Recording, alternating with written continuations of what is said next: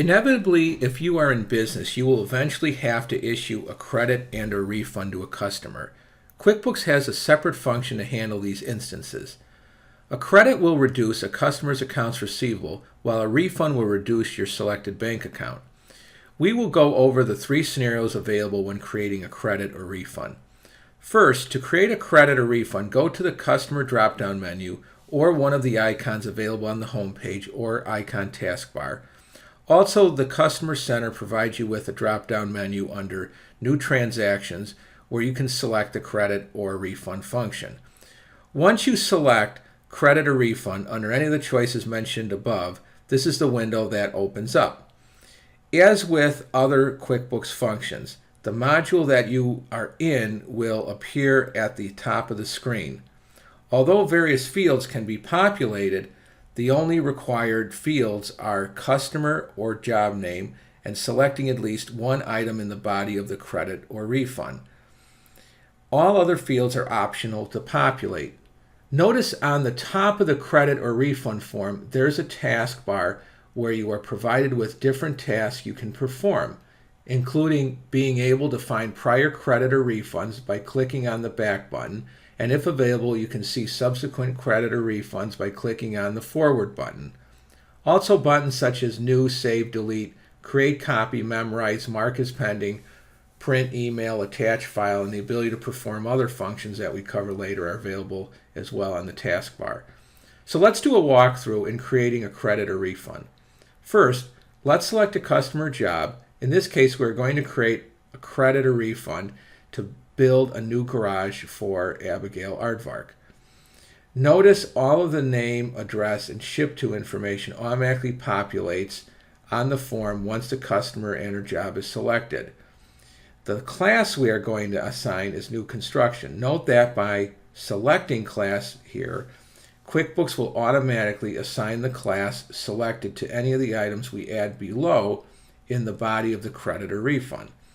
For your reference, in Lesson 3, under the Accounting Preferences session, we discussed the need to activate the class function, and in Lesson 4, we discussed the class list, including creating classes and what their purposes are. Now let's choose the template form we are going to use. Notice there are more than one choice available. You may want to look at the different forms by selecting one at a time and seeing what fields are made available to populate. We cover all the various forms and how to edit them in a later lesson covering customizing forms. But for this example, credit or refund, we are doing, let's select the custom credit memo template. The default date field would be either today's date or the date used on the last form created, depending on the preference selected in terms of default date setting in the general preference section covered in Lesson 3. As with almost all default fields, you can change this information at the transaction level if you want. The credit or refund number will be based on adding 1 to the previous number used.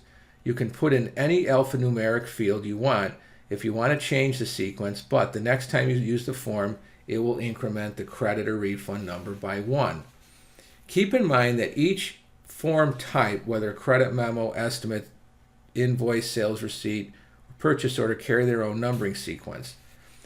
A PO number field may be used if you want to populate this if your customer has given you a purchase order with the original invoice or sales receipt.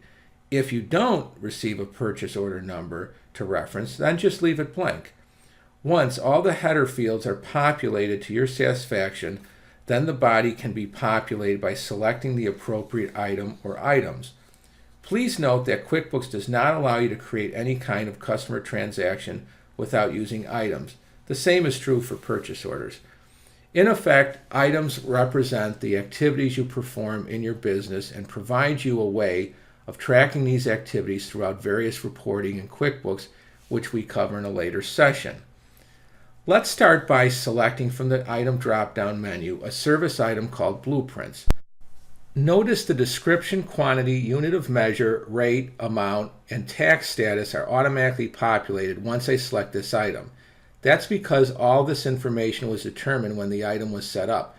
But bear in mind any of these fields can be changed at the default or individual transaction level if considered necessary. We cover setting up and editing items in Lesson 4 in case you need a refresher on this. Now I'm going to indicate a $25 credit is going to be given for our example. On the bottom of the form, you can put in a customer message, which you can enter in manually, or you can select from one of the predefined customer messages created in the customer message list, which is covered in Lesson 4. Also, I can put in a memo on the bottom, and the customer tax code shows based on the default I selected when I set up the customer. Lastly, on this form, the default sales tax item or group is indicated whether drawn from the choice made when setting up the customer, or if no choice was made, then the global sales tax preference would be chosen.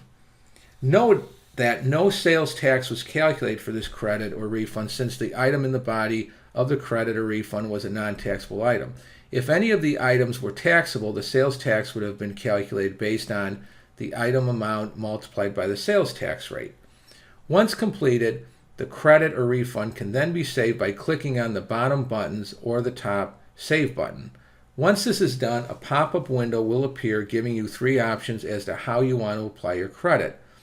The first option allows you to retain it as an available credit that would not be applied to any specific invoice. The second option is to give a refund. And the third option is to apply the credit to an existing open invoice. Let's select the third option, and then we'll create 2 more credits to show you how the other options work. By selecting Apply to an Invoice, a pop-up window will appear showing you all the open invoices available to apply the credit to.